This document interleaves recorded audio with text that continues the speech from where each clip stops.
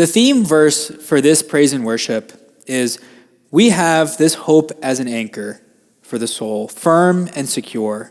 It enters the inner sanctuary behind the curtain, Hebrews 6:19. So now before I get into the pillars of that verse, where it's seen in the Bible, and then some personal experiences that you might be able to relate to, I actually want to dive into the technical pieces of an anchor. And I'm an engineer, so you had to have seen this coming. The Nimitz-class aircraft carrier is the largest ship in the United States Navy, which makes it the largest ship of any Navy that roams the globe. It has 2 active flight decks, about 5,000 people, and 80 aircraft on it. I mean, it's really a marvel. It has 2 Navy standard stockless anchors, one to port and one to starboard, each weighing about 60,000 pounds. Each chain link, just the link of chain, weighs about 350 pounds. And a bunch of chain links together make what they call a shot. So each shot of chain has about 57 links and weighs a total of about 20,000 pounds. So when you add all this up, the total chain length is 1,060 feet and weighs about 360,000 pounds. And so when you factor in that there's 2 of them, the aircraft carrier has 750,000 of a million pounds of anchorage weight that it can use. So now the question is, can this ship anchor in 1,000 feet of water? I'm not talking way out in the ocean. I mean in shallow water, 1,000 feet. And the answer, surprisingly, is usually not. And why is this? Well, it's not the anchor that determines if the ship will hold, but rather the ocean bottom. See, most of the areas in shallow water are just too sandy, and it's not sturdy enough for the anchor to hold. In the same way, there's a lot of coral reef near the shallow waters, and those coral reefs may hold the anchor for a bit, but they're brittle, and they'll break as soon as the ship starts to move. So actually, a lot of surveying is done to find the proper place to lay the anchor, which the best place to lay an anchor is an area that has a combination of clay, shale, and sand. And what's really interesting is that sailors will sometimes take the anchor, put it on a small boat, and actually drop the anchor farther away from the aircraft carrier where they know that there's stable, good ocean bottom flooring that can hold the ship. So I'll get back to this in a second, but I want to go back to the verse, right? The verse that we have as a theme in praise and worship has 3 pillars, and I'll read it one more time. We have this hope as an anchor for the soul, firm and secure. It enters the inner sanctuary behind the curtain. So the first pillar of this verse is actually implied, and it's the concept of refuge. So the areas, the passage before this verse really talks about why it's so important to have a good, sturdy base in Christianity and with Jesus. And it all comes back to the concept of refuge. It's something that we seek in our daily lives, and it's a sense of safety and security that we can find. The second pillar is anchorage. So just like an anchor prevents a ship from swaying away, we want to make sure that we're grounded in something secure so that when a hardship comes our way, we don't sway off into an endless sea. And the third is inner place. And that is something that's actually interesting and can be very quickly overlooked in the verse. Let me read the last part again for you. It enters the inner sanctuary behind the curtain. So what is this inner place? Well, as I mentioned before, as sailors will sometimes move an anchor away from the ship, our anchors are actually based in something away from this worldly environment that we can touch and feel. Our anchors are based in Jesus Christ. And that's why the verse says, an inner sanctuary behind the curtain. It's almost something that we can't touch and see, but yet it holds on to us so firmly. So you put all 3 together, and you get Christ has anchored our hope of refuge in the presence of God, the inner place. So to move beyond spiritual immaturity, Christians need to experience a sense of confidence in their faith. And that foundation needs to bring an assurance that needs to come naturally, right?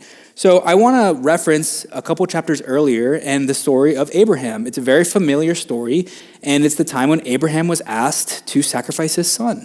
So let me read the verse, Genesis 22.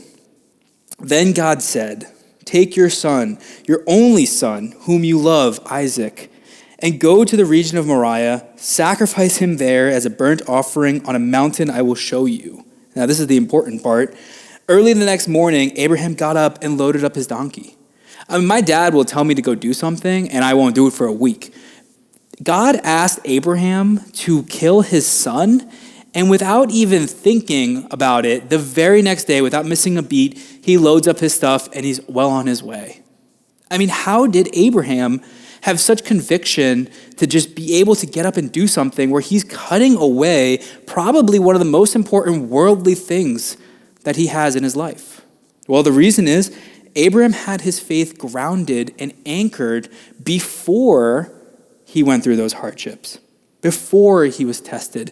And just as a ship cannot anchor in the middle of a storm, you will most likely not be able to anchor your faith in the middle of a hardship.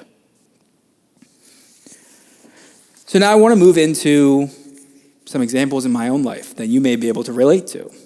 And anchors in my life are what I'll refer to as threads of life. They're the different things that we hold on to that really help us get through those really difficult times in our lives. So for me personally, I would say one of my biggest anchors or threads would be my family. I always know that my parents are just a text or a phone call away to help me get through something.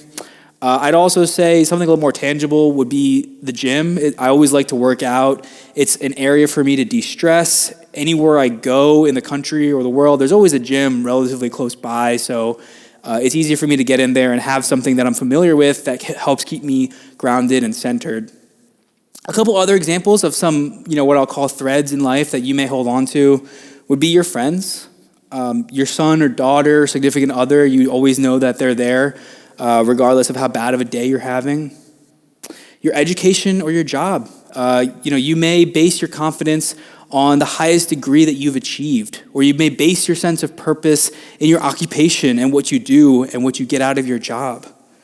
Money or material possessions, right? Many of you probably own a house, and well, even if I lose everything, at least I still have my house, or at least I still have my savings in this bank account that I can always fall back on. And others may just have a hobby or an interest, like painting, snowboarding, surfing, whatever it might be, that it's just where you go, and it always keeps you grounded. Unfortunately, about 3 months ago, I actually got COVID and had a really bad experience with it. I had very severe symptoms. It lasted a full 2 weeks, and I ended up in the hospital for a couple of days. And during that experience, a lot of those threads were cut away from me or were at risk of getting cut away. So, like I mentioned, I love to go to the gym, but when you have COVID, your health is not quite there, and you can't go to the gym, you can't run, you're having difficulty breathing. Family, so my dad also got COVID, and it was very scary because he was just in a different room. I couldn't go talk to him, and the mortality rate for his demographic was relatively high, and it was a very real possibility that I would lose my dad. Financially, so my job didn't set up my insurance properly, so I had to pay all that out of pocket. If you don't get anything out of this sermon, at least take away that you should just have your insurance set up properly now. Just get that taken care of, because it was just a total mishap. But if you don't get anything, at least do that. But just generally, a lot of the things in life that held me down were taken away or were at risk of getting taken away. And when you lose so many of those worldly threads, the world just becomes very quiet, right? And even for those that haven't had COVID or gone through something like that, we've all experienced this in the past year of the world that we live in. You may not be able to have had those distractions or anchors that help you get through life. The past year, we haven't been able to go out with friends. You may not have been able to travel. You may have gotten laid off from your job. You may not be able to go to the gym, right? And you may experience situations where your threads are being cut. And when that happens, like I said, the world starts to get very quiet, and it's just you alone with your thoughts. But there is one thread that I had. And there are times in my life where I felt like I was just hanging on by a thread, by one thread. And if that thread were to break, I would have made very bad decisions with my life. But thankfully, that thread was my faith in Christ. And what I came to realize is that a whole web of threads that are based in the world don't even come close to a single thread based in Jesus Christ. Let me say that one more time. A whole web of threads based in worldly things will never come close to a single thread that is grounded or anchored in Jesus Christ. So not only are these worldly threads not the best place to lay anchor, but they're actually guaranteed to go away. I mean, there will be a day where you will lose a loved one. There will be a day where you will not have the energy or the physicality to go work out. There will be a day where you will not be working at your job anymore. And all those days will be coming. And when you lose those threads sooner or later, what are you going to fall back on? And if the answer is not Jesus Christ and our spirituality and God, then you're going to be getting swayed away into an endless sea. And it is the only thread that is guaranteed in this life. So to close, like I said, all those threads that we feel that are so secure and so tangible and right there in front of our face are guaranteed to go away. And there's only one that will be here to stay. And let me reread the verse. We have this hope as an anchor for the soul, firm and secure. It enters the inner sanctuary behind the curtain.